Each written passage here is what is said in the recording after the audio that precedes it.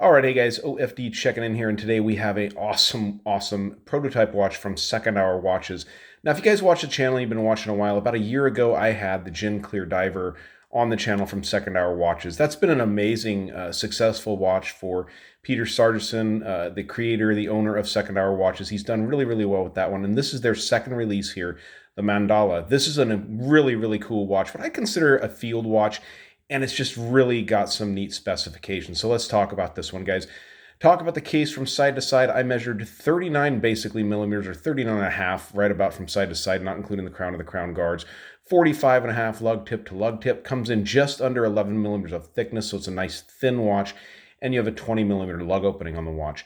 Very nicely done. Inside of the watch, you are running the Miyota 6039, which is a great movement.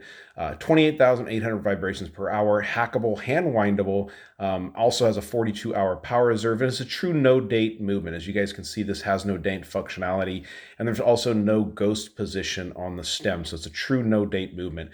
Another nice thing about these movements is they're very thin, which allows the watch to come in at that under 11 millimeters of thickness. So that's a really nice feature on the watch.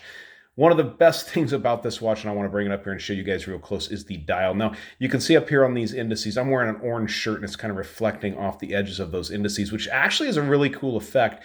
I was wondering at first when I was looking, I was like, oh, they got orange up there, but no, it's actually the reflection off my shirt because of those sharp angles on the indices on the watch. Indices are all applied all the way around here, as you can see. Now, there is some depth to this dial. You can see the chapter ring here around the outside is raised.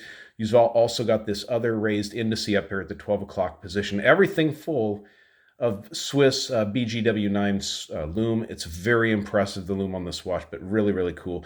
Shape of the hands, we'll just call these the mandala-shaped hands. A lot of neat shapes there to them. I love the second hand on the watch with this lume pip out here sweeping around, and I like the 5-minute indicators here on this outside chapter ring. Very nicely done. Polish work on the bezel, done very well. Brushing on the top of the case, as you can see.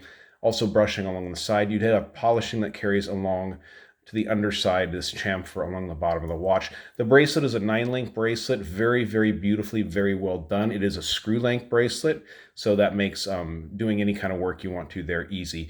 Go ahead and open the clasp assembly up. Very nice scissor-style clasp assembly. Everything's solid on this watch. Here, looking at the case back, you can see the decorated rotor there on this little Miyota 9039 movement. You can see it beating away in there. Let you know this watch has a sapphire crystal. It's got 100 meters of water resistance with the screw-down case back and the screw-down crown. So it's going to be a watch that can really get stuff done for you. Not a diver, but a watch that probably most of us can do anything we need to with it. So very nice. These rotors in these Miyotas spin very easily. You can see as I just move it around there, and you'll get a little bit of a rotor wobble from Miyota movement, or even a Valjoux 7750 because of that ease of the rotor moving there. So watch is very nice. They do come in these great looking travel cases here, as you guys can see. This will carry 2 different watches or extra straps. I do think, if you guys check out the website, I do think they're going to start producing straps here pretty soon over at Second Hour Watches too. So let's go ahead and pause it, get this watch on my 7-inch wrist, and then of course, guys, stick around for that lume shot. All right, so here's the watch on my 7-inch wrist. A 39 millimeter case fits very well in that. Under 11 millimeters of thickness, just sets perfectly on the wrist.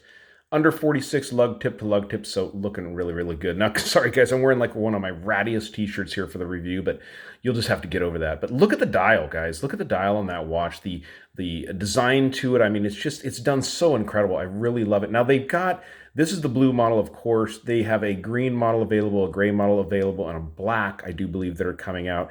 The future, they do plan to add some additional colors. But like I said, check out the links down below in the description. I'll leave the links to Second Hour Watches. You can see what they've got coming. These should be launching on Kickstarter in 2021, around mid-March. So you'll be able to get these things. Like I said, I'll leave links down below in the description. Should be releasing for right around $425 USD, which is a pretty good deal on a watch with these specs. So let's dim the lights and check out the lume. So this is a prototype watch, but I do believe that knowing Peter and knowing how he knows how to do prototypes, everything is pretty much where it's going to be for the manufactured piece. But really cool watch. As you guys can see, they've got you covered with the lume. Heavily applied BGW9 here. Looks cool. I love those additional raised indices at the 12, the 4, and the 8 o'clock position. It looks really cool and really makes the dial stand out on the watch. So, all right, guys, this has been the Mandala from Second Hour Watches. If you like the video, give me a thumbs up down there at the bottom. And if you've not subscribed to the OFD channel yet, please do. Please do. Thanks, guys.